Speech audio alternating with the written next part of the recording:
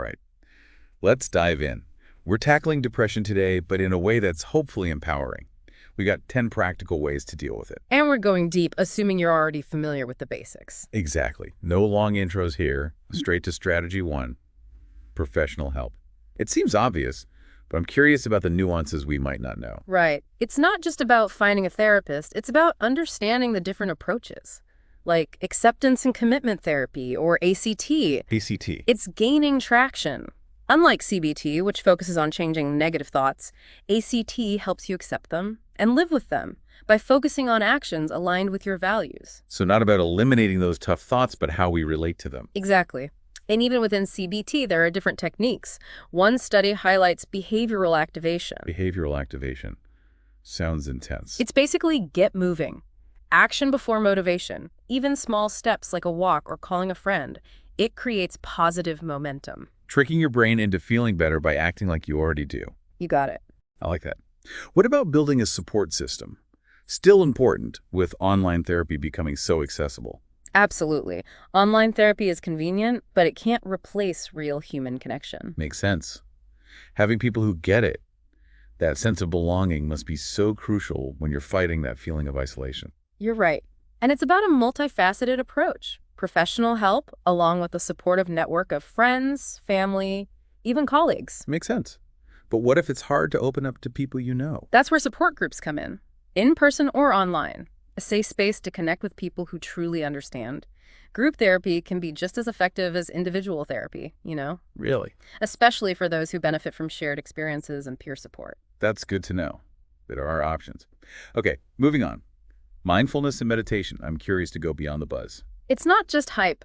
Research backs it up. Mindfulness interventions can actually reduce those depressive symptoms. Okay, but the how is what always gets me. How do you be present when anxieties are swirling around? Right, it's not as simple as it sounds. I appreciate that our sources get specific, like focusing on your breath. Your breath. Yeah, it anchors you to the present moment. And it's not just counting, it's noticing the sensations.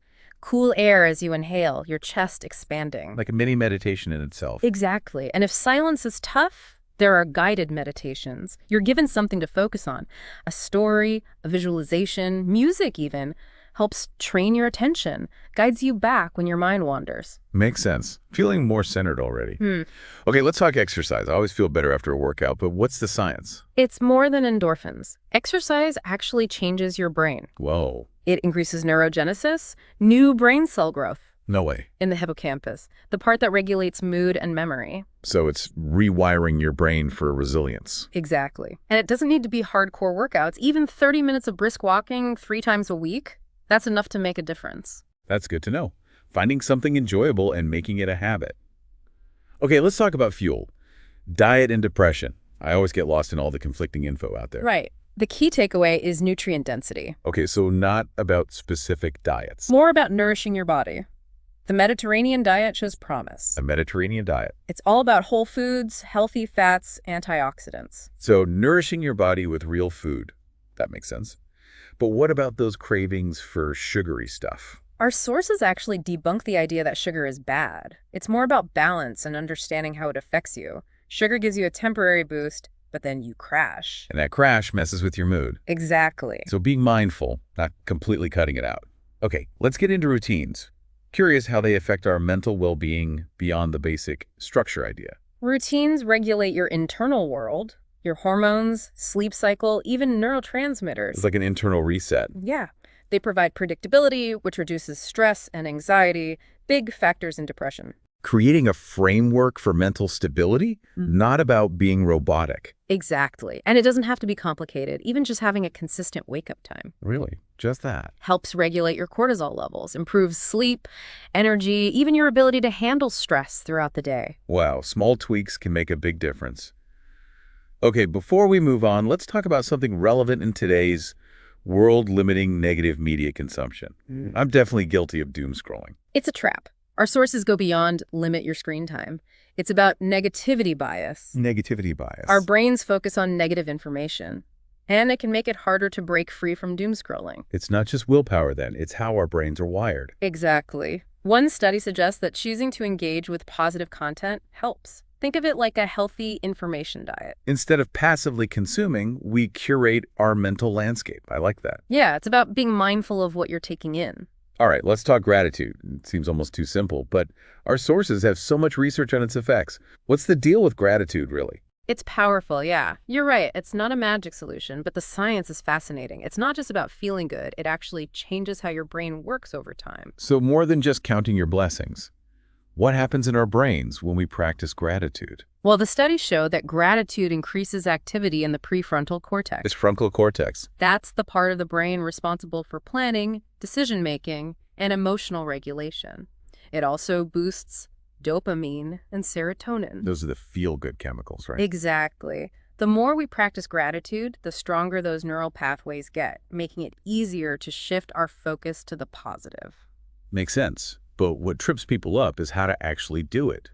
It's easy to say be grateful, but how do you find things to be grateful for when you're struggling? One strategy that really stood out to me is the gratitude scavenger hunt. A scavenger hunt. Yeah, actively looking for things to appreciate, even in the everyday stuff. Like, challenge yourself to find 3 things you're grateful for right where you are. The warmth of the sun, maybe, the sound of birds. It's like bringing awareness to those little joys we usually miss. Exactly. And it doesn't have to be big things or material things, even a good cup of coffee, a funny meme, a smile from a stranger. It's about appreciating what's already there, even when things are tough.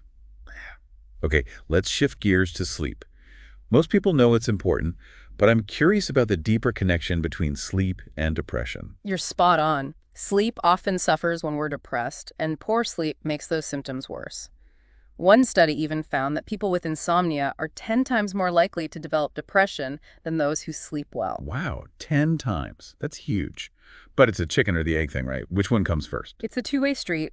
They feed into each other. But the good news is, improving sleep can significantly reduce depressive symptoms. So what can we do to actually improve our sleep? One thing that really stuck with me is the idea of sleep consistency. Sleep consistency. Going to bed and waking up around the same time each day, even on weekends, to regulate your natural sleep-wake cycle. I can see how that would be tough for people with busy schedules. Sure, there will be exceptions, but aiming for consistency is key. Even small adjustments can help. What about those who struggle to fall asleep or stay asleep? Any tips for that?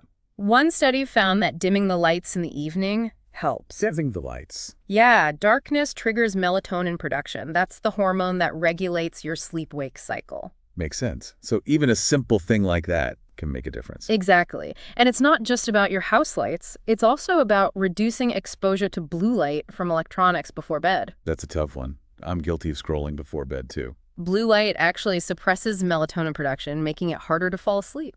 Oh, so it's like we're tricking our brains into thinking it's still daytime. Exactly. So reading, warm baths, calming music, those are better options. Right. Creating a wind-down routine. And if you struggle to switch off, try a worry journal. A worry journal. Yeah, before bed, write down any thoughts or worries keeping you up, get them out of your head and onto paper. That's a great idea. Okay, we've talked strategies, but there's one more thing, self-compassion. I'm curious how it fits into overcoming depression. Self-compassion is the foundation for resilience. Treating yourself with the same kindness you'd offer a friend. I think people struggle with that because they think it's weakness or self-pity. Yeah, but it's not. One powerful technique is the self-compassion break. When you're feeling overwhelmed, stop and acknowledge your feelings.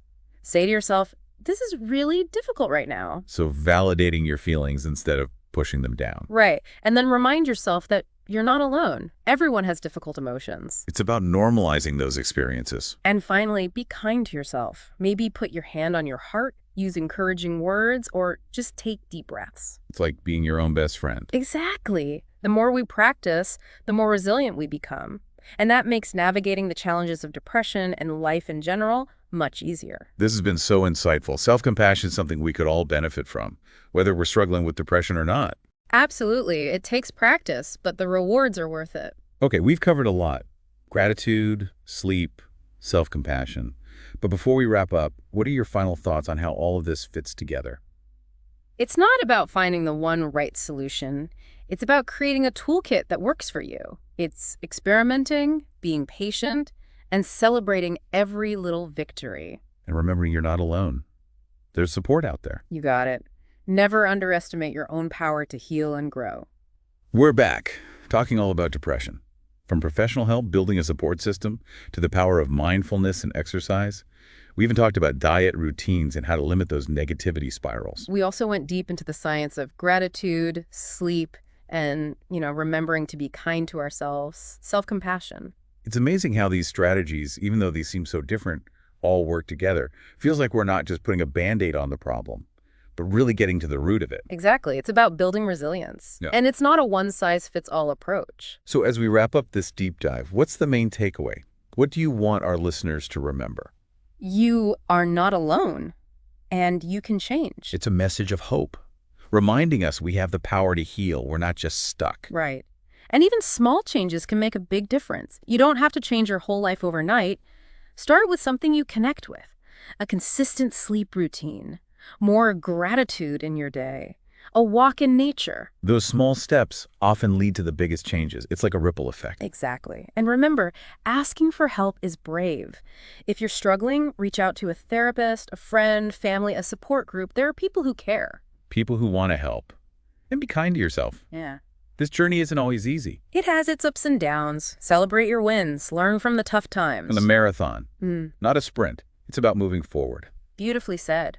And you have the power to create a life you love. It starts with one step, one choice, one moment of self-compassion. What an incredible deep dive this has been. Thank you for sharing your insights. My pleasure. And to our listeners, thank you for joining us. We'll be back next week with another deep dive into a new topic. Until then, take care.